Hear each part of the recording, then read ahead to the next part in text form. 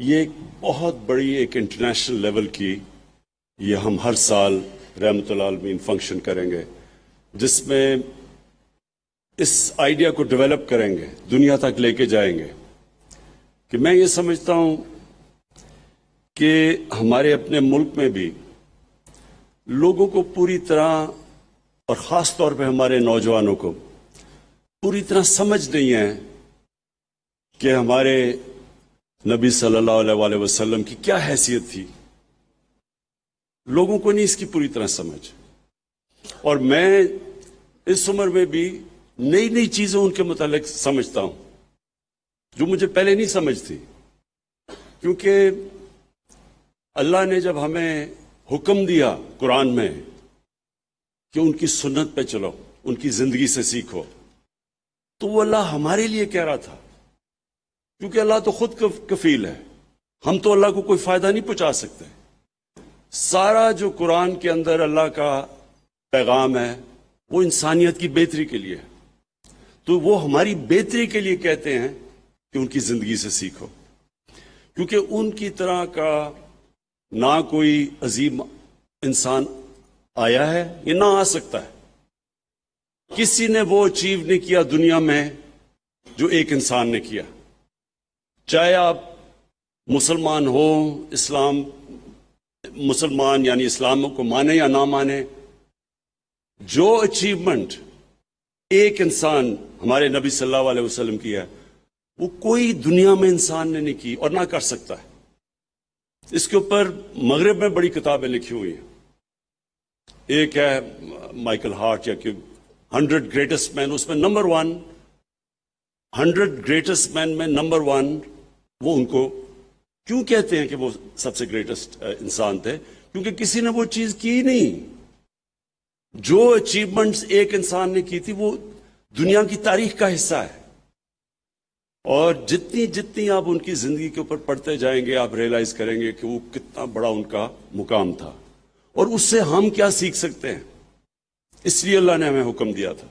تو ایک تو میں پہلے شروع کروں یہ ماحولیات پہ، تو ان کی ایک حدیث تھی کہ اس دنیا اگلی دنیا کے لیے اس طرح رہو کہ آپ نے کل مر جانا ہے، لیکن اس دنیا کے لیے اس طرح رہو کہ آپ نے 1000 سال زندہ رہنا ہے۔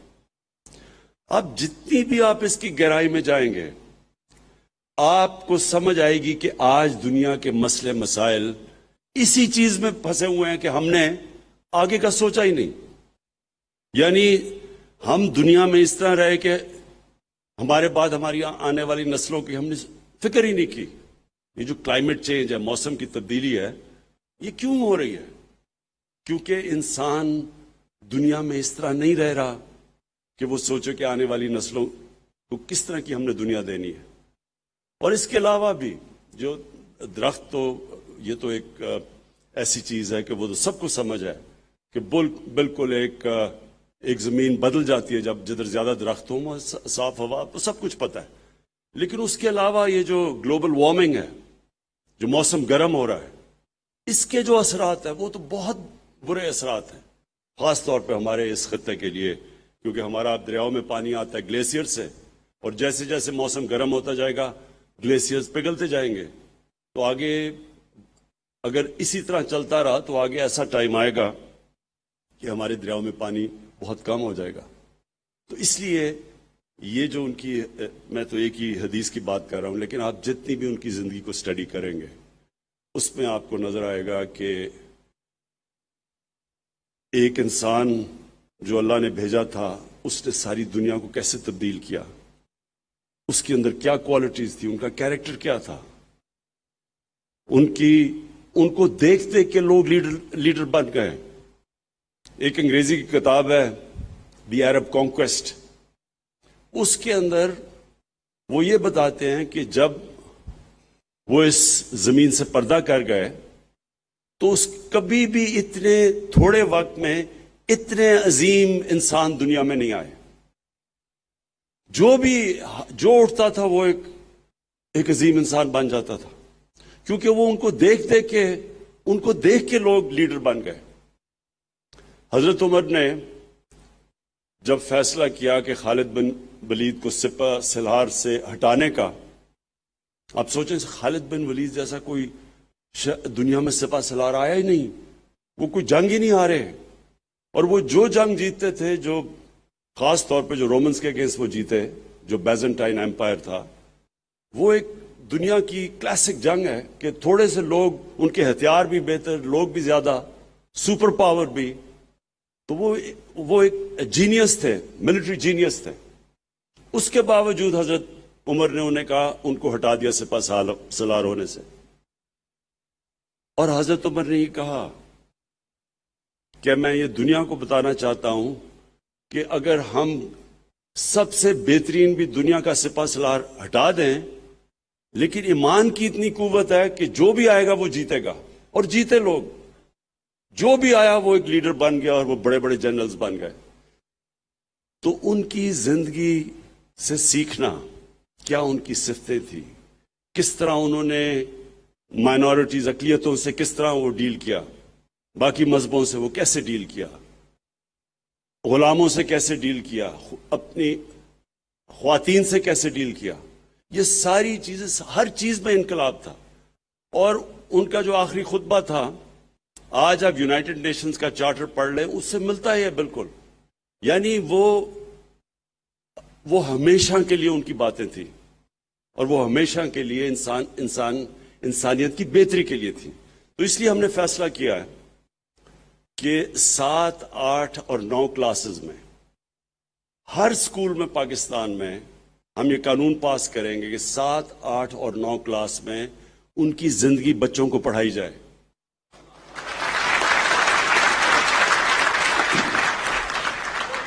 تاکہ ہمارے بچے ان کی زندگی سے سیکھیں۔ ہم جب میں نے باہر تعلیم پڑھا تھا، تو جو بھی ہمارے ساتھ سٹوڈنٹس تھے وہ پڑھتے تھے، جو اس وقت کا کوئی بھی بڑا نام ہو اس کی کتاب پڑھتے تھے کہ وہ کیسے کامیاب ہوا۔ اب بچے پڑھتے ہیں بل گیٹس کیسے دنیا کا سب سے امیر ترین آدمی بن گیا، یا پھر ایک اور اسٹیو جابز، وہ بھی بڑا، یعنی کامیاب لوگ تھے سارے۔ تو ہمارے بھی یوتھ ان کو پڑھتی ہے کہ وہ کیسے کامیاب ہوئے، لیکن نبی صلی اللہ علیہ وسلم سے تو کوئی زیادہ کامیاب انسان ہوا ہی نہیں، نہ ہو سکتا ہے۔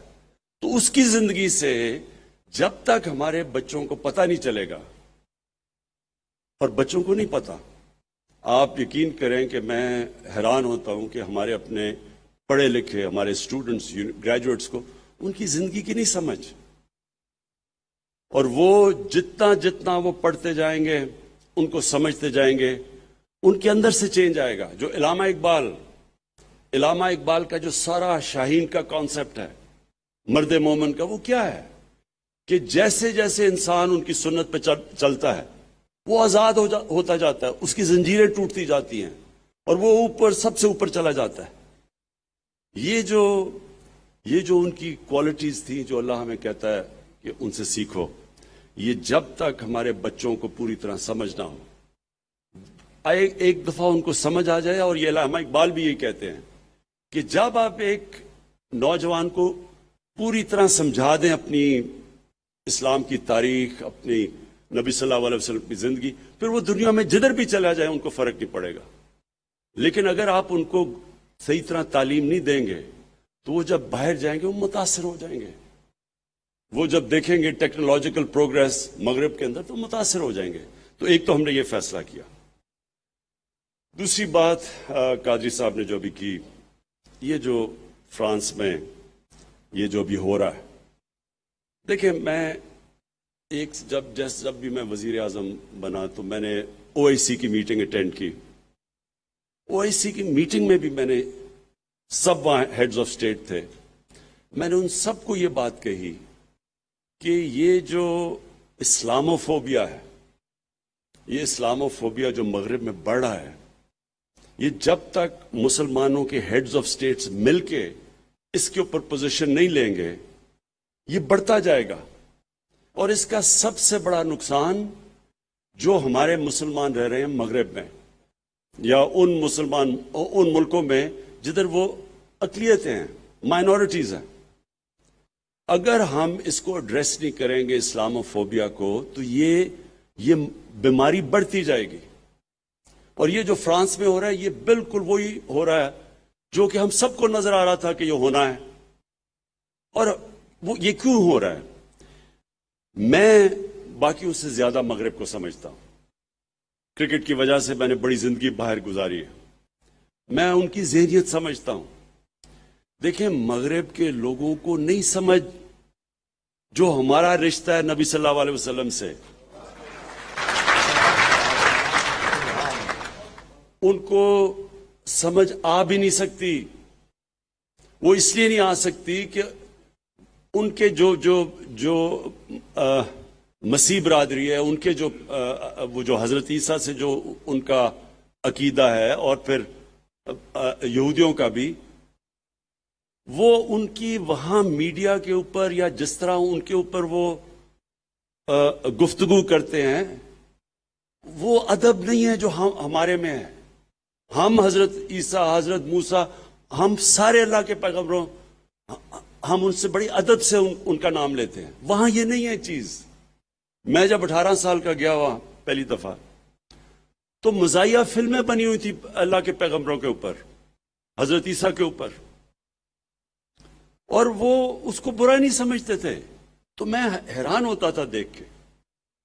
فلمیں انہوں نے بنائی ہوئی ہیں جو کہ بے حرمتی کرتی ہیں حضرت عیسیٰ کی، لیکن وہاں اس طرح ریاکشن نہیں آتا. تو میں نے تب ہی سمجھ لیا کہ ان کو اندازہ ہی نہیں ہے جس طرح ہم مسلمان رہتے ہیں اور جو ہمارے عقیدہ ہے. اس لیے ہوا کیا، پہلا ایک سلمان رشدی نے آج سے 30 سال پہلے کتاب لکھی، مسلمان دنیا میں بالکل ٹھیک جائز شور میں چاہ. سلمان رشدی کو پتا تھا کہ مسلمانوں کو تکلیف ہوگی، کیونکہ وہ تو ہندوستان میں مسلمان گھر میں پیدا ہوا تھا. لیکن مغرب کو نہیں سمجھ آ رہی تھی کہ یہ کیا ہوا مسلمان دنیا میں، کیونکہ ان کا، پھر سے میں آپ کو بتاؤں، ان کا بالکل تاثر ہی اور ہے. دین کے اوپر وہ بالکل مختلف سوچتے ہیں، اور زیادہ تر تو وہ ایتھیسٹ بن چکے ہیں. زیادہ تر یورپ کے اندر دین تو بہت کم لوگ اب فالو کرتے ہیں. تو جب وہ وہاں سے شروع ہوا تو ادھر سے انہوں نے یہ شروع کر دیا کہ جو مسلمان ہیں یہ آزادی رائے کے خلاف ہیں، تنگ نظر ہیں. پوری کیمپین چل گئی. ان کو ہماری سمجھ نہیں ہے، یہ ہمارے ویلیوز کو نہیں سمجھتے، یہ ہماری ڈیموکریسی کو، آزادی کو نہیں سمجھتے. یہ پوری کیمپین چل گئی، اور کیمپین چلائی گئی. وہ لوگ، ایک چھوٹا سا طبقہ وہاں ہے جو اسلام کے خلاف ہے، جو اسلام کو بری نظر میں دکھانا چاہتا ہے، جو پروپیگنڈا کرتا ہے اسلام کے خلاف. انہوں نے فائدہ اٹھایا اس سے. اور ہمارے مسلمان دنیا میں جو ہونا چاہیے تھا کہ ہمیں تب سارے لیڈرز کو جمع ہو کے یو این کے اندر اور یورپین یونین میں بتانا ان کو چاہیے تھا کہ یہ ہمیں آپ تکلیف دیتے ہیں جب آپ کوئی بھی ایسی چیز کریں جو ہمیں نقصان، جو بے حرمتی کرے ہمارے نبی صلی اللہ علیہ وسلم کی. ہمیں بتانا چاہیے تھا. یہی میں نے OIC میں کہا، یہی میں نے یونائٹڈ نیشنز میں کہا کہ جب تک ہم جو مسلمان لیڈرز ہیں ہم ان کو نہیں بتائیں گے، وہ جو چھوٹا سا طبقہ ہے وہ ہمیشہ استعمال کرے گا. یہ جو انہوں نے کارٹون، یہ جو چارلی ہیبڈو کے کارٹونز تھے، یہ اس کے پیچھے کوئی چھوٹا سا طبقہ، اس کو پتا تھا کہ مسلمانوں کا ریئیکشن آئے گا، اور اس سے پھر مسلمانوں کے خلاف پوری کیمپین چلتی ہے. ہمیں پتا بھی ہے کہ کون سے یہ تھوڑے سے لوگ ہیں، یہ خطرناک لوگ ہیں جو مسلمانوں کو گندی ان کو برا دکھانا چاہتے ہیں. اب یہودی، تھوڑے سے یہودی ہیں دنیا میں، ان کو جو سیکنڈ ورلڈ وار میں جو ہولوکاسٹ ہوئی، ان کے جو جرمنز نے ان کی قتل عام کی. اب جو ہولوکاسٹ ہے وہ ظاہر ہے کہ یہودی ساری کمیونٹی کو بڑی تکلیف دیتی ہے، لیکن یہودی کمیونٹی ہیں تھوڑے سے، لیکن وہ اتنے منظم ہیں، میڈیا میں اتنے طاقتور ہیں کہ انہوں نے ایسا، مغرب کے اندر انہوں نے ایسا، کسی بھی میڈیا، پولیٹیشین، کسی کی جرت نہیں ہے کہ ہولوکاسٹ کے خلاف کسی قسم کی بات کر سکے. بلکہ 4 ایسے یورپین شہر ہیں وہاں وہ جیلوں میں ڈال دیتے ہیں کہ اگر آپ صرف یہی کہیں کہ اگر وہ کہتے ہیں 60 لاکھ مرے تھے ہولوکاسٹ میں، اگر آپ کہیں نہیں جی 60 لاکھ نہیں 20 لاکھ، جیل میں ڈال دیتے ہیں وہاں. آسٹریا، 4 ملک ایسے. تو میں یہ سمجھتا ہوں کہ اگر کسی بھی ہیومن کمیونٹی کو تکلیف ہوتی ہے کسی چیز سے تو ہمیں وہ نہیں کرنا چاہیے. یہی تو رحمت العالمین کہتے تھے.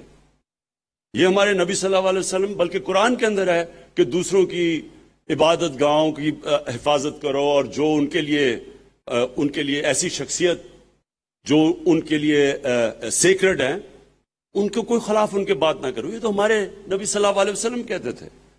تو وہ ہمیں بھی یہ کرنا چاہیے کہ کوئی بھی کسی کمیونٹی کو چیز تکلیف دیتی ہے اس پہ بات نہیں کرنی چاہیے.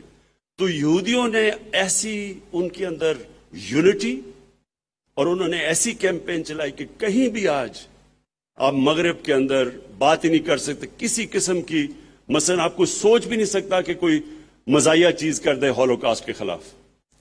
تو ہم 1.25 ارب انسان ہیں دنیا میں، ہم یہ کیوں نہیں کر سکے؟ اور مجھے افسوس سے کہنا پڑتا ہے کہ اس کا ایک بہت بڑا فیلئر ہماری مسلمانوں کی لیڈرشپ پہ. انشاءاللہ ہم پوری کوشش کریں گے. میں اپنی پوری کیمپین کروں گا، میں باقی لیڈر سے رابطے کروں گا، اور میں آپ کو یقین دلاتا ہوں کہ اگر ہم سب مل کے ان کو یہ سمجھا دیں کہ ہمارے لیے ہمارے کتنے مسلمان پچھلے 30 سال میں شہید ہوئے ہیں، لاکھوں، بلکہ کتنے افغانستان دیکھ لیں، سیریا دیکھ لیں، عراق دیکھ لیں، جتنا مسلمانوں کا خون ہوا ہے پچھلے 30 سالوں میں، اور اس کی ہمیں تکلیف ہے. لیکن کوئی تکلیف مقابلہ نہیں کر سکتی جب ہمارے نبی صلی اللہ علیہ وسلم کے خلاف کوئی بھی ان کی بے حرمتی کرتا ہے. کوئی اس کا مقابلہ نہیں کرتا، اور یہ ہمیں ان کو سمجھانا چاہیے. ان کو نہیں سمجھ ابھی تک. اور میں یہ سمجھتا ہوں کہ ہم انشاءاللہ پاکستان اس میں لیڈ لے گا. میں ابھی بھی بات کروں گا، میں نے لیٹر سب کو بھیجے ہیں، میں بات بھی کروں گا، اور مجھے یہ یقین ہے کہ یہ ہم ان کو سمجھا سکیں گے اس چیز کا. کیونکہ دیکھیں ہم تو یہاں بیٹھے، ہمیں تو نہیں نقصان ہوتا، لیکن جو لاکھوں مسلمان مغربی ملکوں میں رہ رہے ہیں، جو جب اس طرح کا انسیڈنٹ ہوتا ہے ان کی زندگی عذاب میں آ جاتی ہے. مسجدوں کے اوپر اٹیک شروع ہو جاتے ہیں، ان کو جو نوکریاں کر رہے ہیں کہ نوکریوں سے نکال دیتے ہیں، چلتے چلتے لوگ ان کو مارتے ہیں. اور خواتین جب پہنتی ہیں نقاب پہنتی ہے ان کو سڑکوں پہ برا بھلا کہتے ہیں. اسلاموفوبیا بڑھ جاتا ہے، تو ان کی زندگی عذاب میں پڑ جاتی ہے. اس لیے ضروری ہے کہ ہم سارے مسلمانوں کے ہیڈز آف اسٹیٹ، مغربی لیڈرز کو، یورپین یونین کو، یونائٹڈ نیشنز کو، ان سب کو سمجھائیں کہ دیکھیں ہم بھی فریڈم آف سپیچ میں مانتے ہیں، لیکن فریڈم آف سپیچ کی لمٹ ہے. آپ کسی کو تکلیف نہیں پہنچا سکتے اس کے نام پہ. اور خاص طور پہ یہ جو جب آپ کارٹون بناتے ہیں تو یہ فریڈم آف سپیچ